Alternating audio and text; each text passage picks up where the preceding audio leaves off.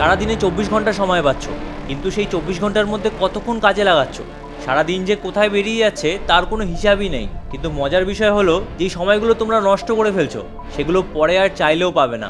দেখো, তুমি যদি এটা মনে করো যে তোমার কাছে এখনো অনেক সময় আছে, তাহলে তুমি সবথেকে বড় ভুল করছো। তুমি কখনো ভেবে দেখেছো যে অন্যরা কেন তোমার থেকে এগিয়ে যাচ্ছে? কারণ তারা সময়কে ঠিকভাবে কাজে লাগাচ্ছে। তুমি যেই সময় মোবাইল নিয়ে বসে থাকো না, সেই সময় অন্যরা পড়া মুখস্থ করে ফেলছে। তাই লাইফে যদি সত্যিই কিছু করতে হয়, তাহলে সময়কে সবথেকে বেশি গুরুত্ব দাও। তাই এই ভিডিওতে জানবো যে আমাদের সারাদিনের সময়কে কিভাবে কাজে লাগাতে হবে। জেগে ওঠো চ্যানেলে তোমাদের সবাইকে স্বাগত। নাম্বার 1, সকালে তাড়াতাড়ি ওঠো। তোমরা সকালে অবশ্যই তাড়াতাড়ি ওঠো, তাহলে দেখবে কত এক্সট্রা সময় পেয়ে যাচ্ছ। এইবার এই সময়টাকেই যদি পড়াশোনায় লাগাও, তাহলে ভাবো পড়াশোনায় কত এগিয়ে যাবে।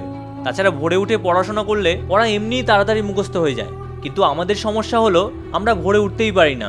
তাই সেই ক্ষেত্রে রাতে তাড়াতাড়ি ঘুমানোর চেষ্টা করো, তাহলে দেখবে সকালে উঠতে অনেক সুবিধা হবে। তোমরা যদি 4-5 দিন কষ্ট করে ওঠো, তাহলে দেখবে একা একাই অভ্যাস হয়ে গেছে। দেখো, একটা কথা সবসময় মনে রাখবে, যে সকালকে জয় করতে পারে সে সব কিছুকে জয় করতে পারে। আমরা একটু পড়াশোনা করলেই ক্লান্ত হয়ে যাই, কিন্তু সারাদিন মোবাইল ইউজ করে কখনো ক্লান্ত হই না। আমাদের যাতে পড়তে বসতে না হয় সেই জন্য কত রকম বাহানা দেই।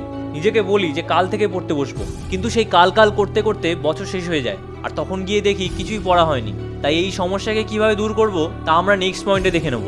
নাম্বার 2, আজকেই অ্যাকশন নাও। আমরা যে সময়কে কাজে লাগাতে পারি না, এর অন্যতম কারণ হলো আমাদের ফেলে রাখার অভ্যাস। আমাদের পরীক্ষার দিন যে এগিয়ে আসছে তা জেনেও আমরা পড়াশোনা করি না। তাই এর উপায় হলো আজকেই অ্যাকশন নাও। তোমরা অন্য কোনো দিনের অপেক্ষা করো না, তোমাদের যা করতে হবে তা আজ থেকেই শুরু করো। তোমরা যদি কালকের জন্য ফেলে রাখো, তাহলে আর শুরু করাই হবে না। তাই আজ থেকেই পড়াশোনা শুরু করো। আমরা পড়তে বসলেও একটা সাবজেক্ট নিয়ে সারাদিন নষ্ট করে ফেলি। আমাদের সামনে বই থাকে, কিন্তু মনে মনে অন্য কথা ভাবতে থাকি। ফলে পড়তে বসলেও পড়া কিছুই মুখস্থ হয় না। তাই এর উপায় আমরা নেক্সট পয়েন্টে দেখে নেব। নাম্বার 3, পড়ার নির্দিষ্ট সময় রাখো। তোমরা প্রত্যেক 1 ঘন্টায় যে কোনো একটা সাবজেক্ট পড়ো। যেরকম সকাল 7টা থেকে 8টা একটা সাবজেক্ট পড়লে, এবার 8টা থেকে অন্য সাবজেক্ট শুরু করলে, তাহলে আমাদের প্রত্যেক দিন সব সাবজেক্ট পড়া হবে। এছাড়া প্রত্যেক 1 ঘন্টায় যদি একটা করে সাবজেক্ট পড়ি, তাহলে আমাদের ব্রেন বুঝবে যে এখন একটা সাবজেক্ট নিয়ে সারাদিন নষ্ট করা যাবে না। ফলে সম্পূর্ণ মনোযোগ আমাদের পড়াশোনার মধ্যেই থাকবে।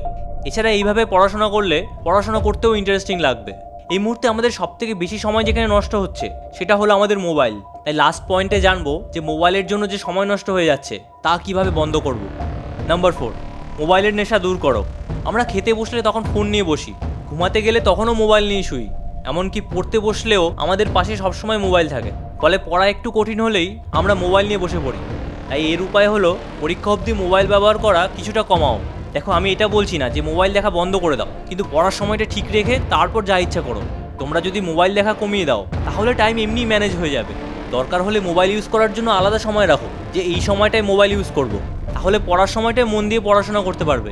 তাহলে তোমরা সময়কে ম্যানেজ করার জন্য এই টিপসগুলো অবশ্যই ফলো করো। আমাদের এই মুহূর্তে সমস্যা হলো আমাদের সিলেবাস অনেকটাই বাকি আছে।